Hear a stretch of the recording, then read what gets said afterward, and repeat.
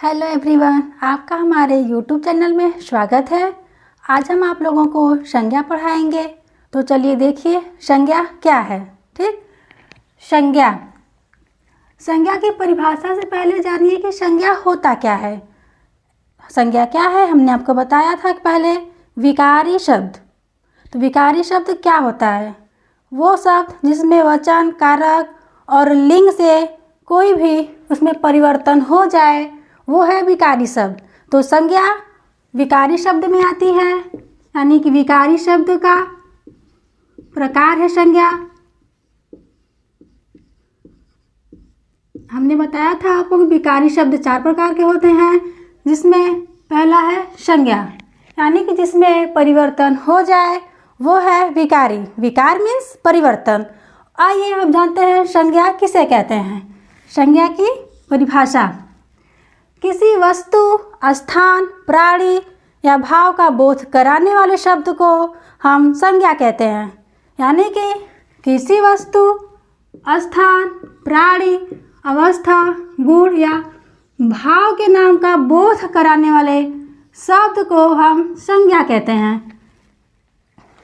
नाम, यानी कि दुनिया में जो भी नाम है वो संज्ञा है। कोई भी चीज़ बिना नाम का तो होता नहीं है, यानी कि संज्ञा को हम एक प्रकार से नाम भी कह सकते हैं। किसी का भी नाम हो, वो अपने नाम से ही पहचाना जाता है, तो नाम ही संज्ञा है। ठीक, अब आइए संज्ञा के प्रकार पे।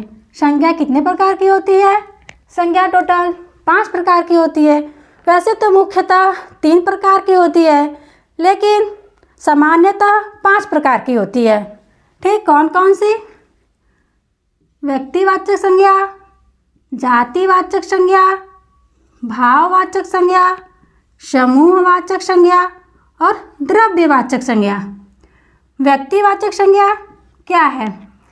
किसी विशेष व्यक्ति, स्थान का बोध कराने वाले को हम व्यक्तिवाचक संज्ञा कहते हैं।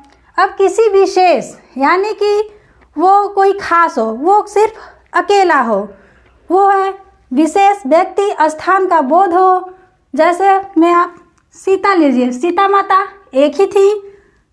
ग्रंथ है रामायण, रामायण एक ही है, तो ये विशेष हो गया। और ताजमहल, ताजमहल भी एक ही है, और दूसरा ताजमहल तो है नहीं, तो ताजमहल भी विशेष।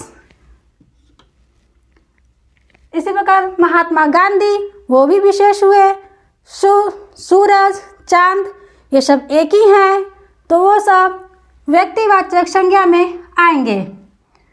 आइए दूसरा है जातिवाचक संज्ञा, यानी कि संपूर्ण जाति का बोध हो, यानी कि जिस संज्ञा शब्द से संपूर्ण जाति का बोध हो वो है जातिवाचक संज्ञा।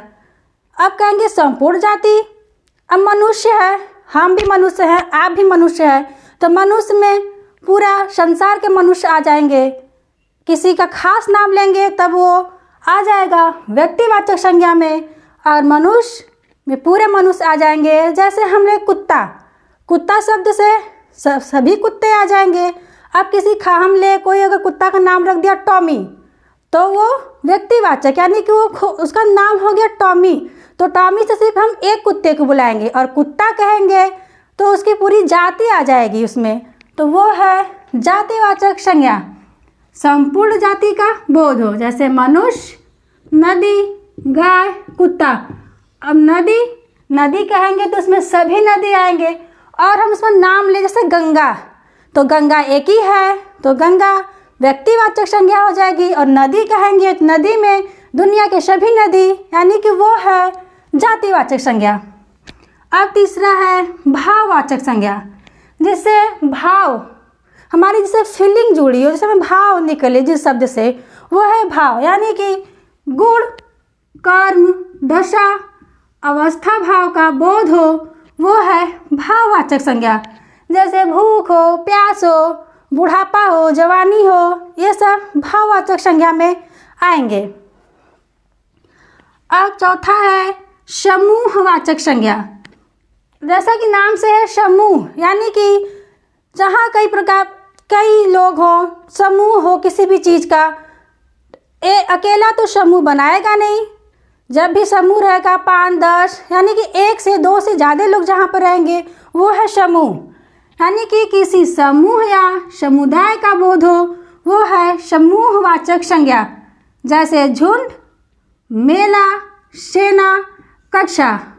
अब आप कक्षा को ले लीजिए। एक विद्यार्थी से तो कक्षा बनेगा नहीं, उसमें ढेर सारे बच्चे होंगे तभी वो कक्षा कहलाएगा। और एक सेना में सिर्फ एक लोग तो रहेंगे नहीं, सेना में बहुत ढेर सारे रहते हैं सेना, तो वो सेना हो गया। मेला एक लोगों से मेला नहीं बनता है, उसमें हजारों लोग रहते हैं कम से कम, जिसमें ज़्यादा से ज़्यादा लोग हों वो है समूहवाचक संज्ञा। अब है 5वां द्रव्यवाचक संज्ञा। द्रव्यवाचक जैसे कि धातु, द्रव्य पदार्थ आदि का, यानी कि जिस संज्ञा शब्द से धातु हो, द्रव्य पदार्थ का बोध होता है उसे हम द्रव्यवाचक संज्ञा कहते हैं। जैसे घी हो गया, तेल हो गया, सोना, चांदी, यानी दुनिया में जितने भी तरल पदार्थ हों, जितने भी द्रव्य जैसे ठोस, द्रव, ये सब पूरे द्रव्यवाचक संज्ञा में आएंगे। जैसे घी हो गया, तेल हो गया, सोना हो गया, चांदी हो गया, ये सभी। तो उम्मीद है आपको संज्ञा तो समझ में आई होगी। आइए एक बार फिर से बता देते संज्ञा है क्या। यानी कि संज्ञा किसी का भी नाम, हम संज्ञा को एक प्रकार से नाम कह सकते हैं। यानी किसी वस्तु, स्थान, प्राणी, अवस्था, गुण या भाव का नाम बोध कराने वाले शब्दों को हम संज्ञा कहते हैं। संज्ञा 5 प्रकार की है: व्यक्तिवाचक, जातिवाचक, समूहवाचक, भाववाचक और द्रव्यवाचक संज्ञा। ठीक, तो आपको समझ में आई होगी कि संज्ञा क्या है।